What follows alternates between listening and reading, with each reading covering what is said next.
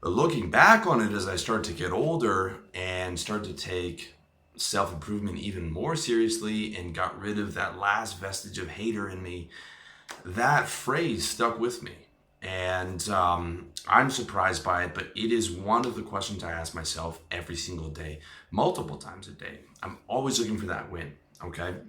And it's like I told you in my video, you are the questions you ask yourself. You are the questions you ask yourself. Something I also covered in the spiritual warfare video, which you should check out. And it's a very, very incredibly important thing is when you are having a negative feeling, the first thing you have to do is identify that problem, and you isolate that problem, you find out exactly what it is, and then you find out how you've taken that loss, right? And then you use the right questions to reframe that loss into a win. And the only limitation you have is your creativity and focus. Focus to be able to consistently do that every day and not get caught up in indulging in negative states, because there's never a good reason to indulge in a negative state. And creativity to be able to actively find the solution for it, to keep asking the questions or to keep asking smart questions of how do I find a way to win in this situation, all right? It truly is, it might sound unbelievable that that's all you have to do, but it's true. It's true. If you look at someone, look at Donald Trump when he was running for president. There was an interview with him where he said winning 17 times within about 3 minutes. And everyone's looking at him and they think it's ridiculous and they think it's a joke and they think that he's putting on an act. But he's not. He's speaking from his own reference points. That's how the guy looks at life. The guy looks at life to wake up to win, to go through the day and win, to go to sleep and get some more wins before he goes to bed, and he wakes up to do it again the next day. And he's probably been doing it for the entire time that he's alive. And sometimes people look at me like I'm ridiculous. Even my friends, when I talk about, let's find a way to win or what are we going to do to win, because it sounds ridiculous. It sounds ridiculous to look at life as a game of win-loss to some people, but it's not, okay? In fact, I found it to be the absolute best possible frame for my strategy, which is the pursuit of happiness, okay? You guys know I don't have an ideology. I just have a strategy of pursuing my own happiness and being able to share that with you. And the best frame for that is looking at life as a game.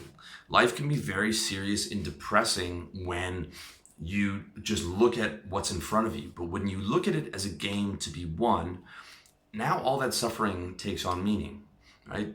Why not play life like a video game? Okay, in a video game, you can slug through hours of, grinding on something and losing and dying and dying and dying again, and you're getting pissed off because you want to get to that win. Just like in life, there are periods of suffering that are going to be inevitable. There's pain that's going to be inevitable. But when you look at that as something as just an obstacle on the way to your next win, it makes life so much better and it gives you so much more meaning and so much more passion and allows you to do so much more than you thought that you were capable of. Okay? Why not play life like a video game? All right. Everything is about trying to advance, trying to get to that next level. If you get knocked down a peg, okay, you've taken 2 steps forward or 2 steps backward, you just keep going forward again. Even if you get knocked down 3, 4, 5, 6, 7 times, it doesn't matter, right? It doesn't matter because what choice do you have? Just to sit there and let life play you? Just to sit there? You can't sit there on the silence. It's not possible. You're in life as long as you're conscious, as long as you're awake. Life is going on, There's money to be made, and if you're not making it, then it is going to affect you in a negative way. So you might as well look at it as a game, look at it as something that you're excited to be involved with. Look at all those future wins that are coming that you're going to be excited about. And I can tell you this from 100% personal experience, it is a lot more fun to look at life as a game and to always be looking to find the next way to win than it is just sitting there taking loss after loss after loss and just saying this is my fate, or I'm gonna get caught in this negative state, or I'm trapped in this reality and I can't get out, or I'm fucked up over this problem and I can't figure it out. Instead of saying, I have a negative feeling, what is the exact feeling? How do I find a way to win? So let me give you some examples for my life. Okay, so let's say I have a bad workout and I don't even match my personal best. That doesn't happen often. Usually every time I go to the gym, I'll at least hit my personal best. But let's say I'm aiming for 5 reps, but I hit 4. So now I'm pissed off because I know that workout cycle is not going to come back around for a long time. And, I didn't give it 100%.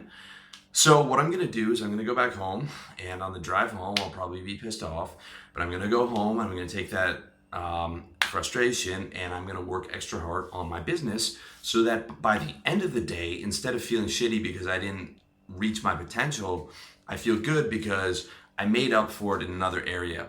And this is what I call, and what I say is important to have multiple areas of self-esteem. This is something I talk about in a mindset article that I did a few years ago. Multiple areas of self-esteem. So you have a lot of different things going for you. You could have your looks or your intelligence or the fact that you're a good-hearted guy or the fact that you're, in shape, or your business, as many of these things as possible. So that if something goes wrong in one area, you can just easily switch that to another area and make up for it and still end the day on a win. All right. Another example would be the end of a bad relationship.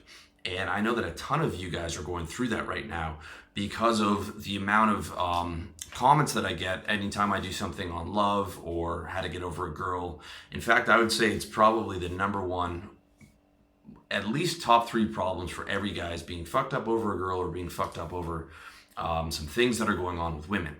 Okay, so let's say you have the end of a bad relationship. All right, the first thing you do is isolate what you're upset about, and then you charge to the game. All right, that's part of the game of women. And when you charge to the game, that totally changes your frame of it. Okay, it's like, okay, I paid for that, literally. I paid for that. I gave that money to the game in exchange for knowledge. Now I have the knowledge to make sure that I never do that again. And in fact, it's probably a good thing that happened now instead of in my 50s when I'm getting divorced and half my shit taken from me and I'm starting again in a studio apartment. Okay? So now you've elevated that knowledge and you can actually feel good about it. You're like, okay, I'm not gonna make that mistake again. I know way more about women moving forward. I can have way better screening criteria on the next one. And if you look at all my articles on relationship, almost all of that knowledge came from things that went wrong or things that I didn't like or not having screen to grow properly. Okay, so a ton of knowledge comes with that. Another example would be if you hate your job. Okay, if you hate your job, I almost want every single guy to really work a job that he hates. A lot of guys want to start a business, but it's a good thing to have a job that you hate because it just gives you that fire to say never again. All right. And when you hate your job, the way to find that win is to transmute it into an actual business. Starting a business, which, it took me like 7 years of trying. Starting a one that succeeded was the best decision I've made in the last decade, hands down. And if you hate your job, I guarantee building a successful business will be the best decision that you ever make.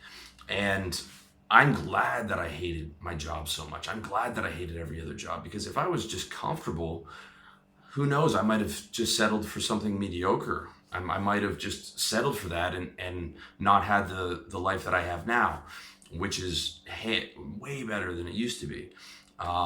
Which is an incredible thing when you actually make that dream a reality, when you actually do find that win and it actually does come around and then you actually get to live it. Okay, so that's very important to understand.